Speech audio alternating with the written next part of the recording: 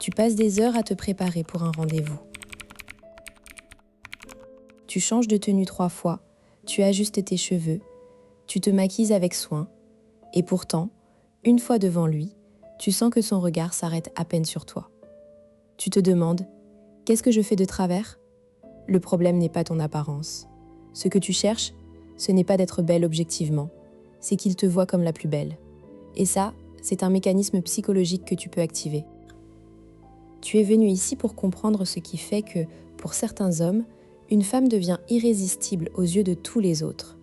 Et la réponse n'est pas dans une nouvelle routine beauté. Elle est dans une recherche qui a changé la façon dont les psychologues comprennent l'attirance. Les travaux de Sandra Murray sur la perception biaisée positive. Après cette vidéo, tu sauras pourquoi certaines femmes sont littéralement vues comme plus belles par leur partenaire, même si objectivement elles ne sont pas mannequins.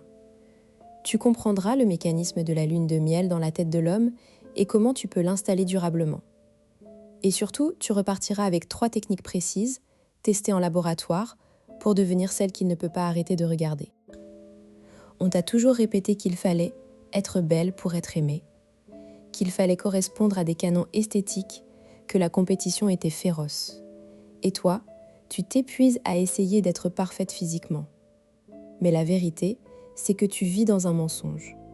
La beauté objective n'existe pas dans une relation.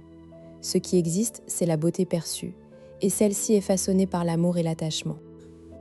La société te dit « sois la plus belle et il t'aimera ». La science dit « fais-toi aimer et tu deviendras la plus belle à ses yeux ». L'ordre est inversé, et tant que tu ne comprendras pas ça, tu courras après une cible mouvante. Les hommes ne tombent pas amoureux d'un visage parfait, mais d'une personne qu'ils idéalisent. Et cette idéalisation est un processus psychologique actif, pas une simple coïncidence. Le cœur de ce processus, c'est ce que la psychologue Sandra Murray appelle la perception biaisée positive, positive illusion. Dans une étude de 1996 publiée dans le Journal of Personality and Social Psychology, Murray et ses collègues ont démontré que les partenaires heureux en couple ne voient pas leur conjoint tel qu'il est réellement. Ils le voient meilleur que la réalité. Ils exagèrent ses qualités, minimisent ses défauts, et cette distorsion positive est ce qui protège la relation et renforce l'attirance physique. Concrètement, quand un homme t'idéalise, son cerveau traite ton visage différemment. Les régions associées à la récompense, noyau accumbens, s'activent plus fortement. C'est comme si tu prenais un filtre Instagram mental en permanence. Il ne voit pas tes imperfections, il voit une version améliorée de toi. Et cette version améliorée, il y est attaché. Plus il t'idéalise, plus tu deviens belle à ses yeux, en boucle. Mais attention, cette idéalisation n'est pas automatique. Elle dépend de certains déclencheurs. Le premier, c'est l'incertitude relative. Quand un homme n'est pas sûr de ton amour, il compense en t'idéalisant, théorie de la dissonance cognitive. Le second, c'est le sentiment de sécurité qu'il trouve avec toi. Si tu es une source de réconfort, son cerveau associe ta présence à du positif et te trouve plus belle. Prenons un exemple. Je te présente Sophie, 34 ans, infirmière libérale à Lyon. Sophie a un visage sympathique, mais pas canon selon les standards des magazines. Elle a un nez un peu fort, des taches de rousseur et des cheveux bouclés qu'elle porte souvent en queue de cheval. Elle est amoureuse de Julien, 38 ans, ingénieur dans le bâtiment. Julien, de son côté, est un homme pragmatique, qui ne fait pas de grands discours. Au début, Sophie remarque que Julien la regarde peu. Il est distrait, il regarde son téléphone, il commente parfois des femmes plus belles dans la rue. Sophie souffre, se compare, se dit qu'elle n'est pas assez bien. Un jour, elle décide de changer de stratégie. Au lieu de se focaliser sur son apparence, elle commence à créer des moments de sécurité et de valorisation pour Julien. Par exemple, quand il rentre fatigué du travail, elle ne le bombarde pas de questions, elle lui prépare une tasse de thé et s'assoit à côté de lui en silence, juste présente. Elle lui dit des choses comme « Tu es le seul avec qui je me sens vraiment bien ». Elle renforce son sentiment d'unicité. Et progressivement, quelque chose change. Julien commence à la regarder différemment. Il la complimente sur sa façon de bouger, sur son sourire. Un soir, il lui dit « Tu sais, depuis que je t'ai rencontrée, les autres femmes me semblent ternes. Sophie n'a pas changé physiquement, mais Julien a changé sa perception. il l'a idéalisée parce qu'elle est devenue sa source de sécurité et de validation. Comment tu peux repérer ce biais chez ton partenaire? Les signes sont subtils. Il te regarde avec une attention particulière quand tu ne fais pas attention. Il se souvient de petits détails sur toi que d'autres oublieraient. Il défend ton image si quelqu'un te critique. Il te dit que tu es belle même quand tu es en pyjama et les cheveux en bataille. S'il fait cela, c'est qu'il est en train de t'idéaliser. Et toi, tu peux activer ce processus. Pourquoi est-ce crucial que tu comprennes cela? Parce que si tu continues à croire que l'apparence est la clé, tu vas passer à côté de l'essentiel. Tu vas t'épuiser à te comparer, à vouloir changer ton corps, à dépenser de l'argent en cosmétiques. Et pendant ce temps, tu négliges le levier psychologique le plus puissant, la construction d'un lien sécurisé qui va le faire passer en mode idéalisation. Sans ce mécanisme, même si tu ressembles à un mannequin, il te trouvera banal au bout de quelques mois. Avec ce mécanisme, tu restes la plus belle à ses yeux, quoi qu'il arrive. Voyons maintenant la première technique, la gratitude ciblée. Murray a montré que la perception biaisée positive est nourrie par des interactions positives régulières. Une des meilleures façons d'en créer, c'est de remercier ton partenaire pour des qualités spécifiques, pas générales.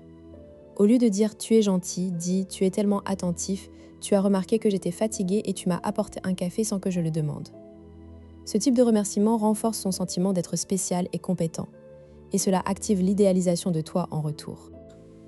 Concrètement, dans ta vie, prends l'habitude de noter mentalement un petit geste qu'il a fait pour toi chaque jour. Puis, verbalise-le avec précision.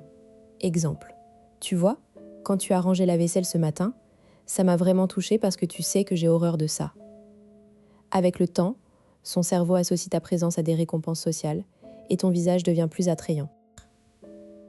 Deuxième technique, le renforcement de l'unicité. La chercheuse Helen Fisher a montré que l'attirance romantique est liée à la dopamine et que le sentiment d'exclusivité, être l'élu, active encore plus cette dopamine. Donc, ce que tu dois faire, c'est communiquer subtilement qu'il est le seul pour toi sur certains plans. Mais attention, pas en phrases toutes faites. Utilise des comportements. Par exemple, évite de parler de tes ex en détail. Ne compare pas ses performances à d'autres. Quand vous faites l'amour, utilise des regards intenses qui disent « tu es le seul qui compte maintenant ». Précision, dis-lui de temps en temps quelque chose comme « avec toi, je me sens complètement moi-même, je n'ai jamais ressenti ça avec quelqu'un d'autre ». Cette phrase, si elle est authentique, plante une graine dans son esprit. Il est spécial et donc tu es spécial.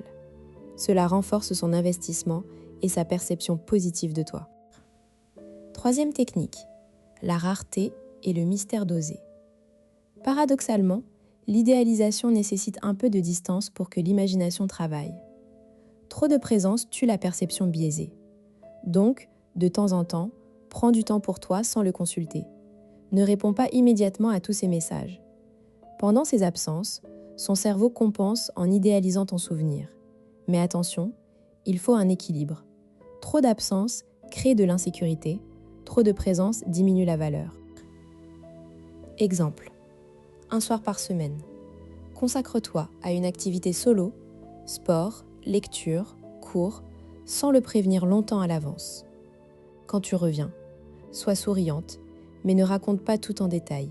Laisse-le imaginer. Je suis allée à ce nouveau cours de yoga, c'était super. Point. Il va se faire un film sur toi et te trouver plus fascinante. Je t'entends déjà, mais si je fais tout ça, est-ce que ce n'est pas de la manipulation?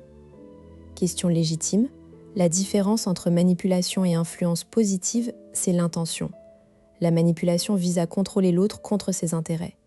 Ici, tu crées un environnement où il peut se sentir bien, en sécurité, et où son cerveau t'idéalise naturellement. Tu ne le forces pas, tu déclenches un processus biologique normal.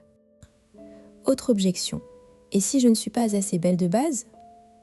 La recherche montre que l'idéalisation fonctionne, peu importe le point de départ.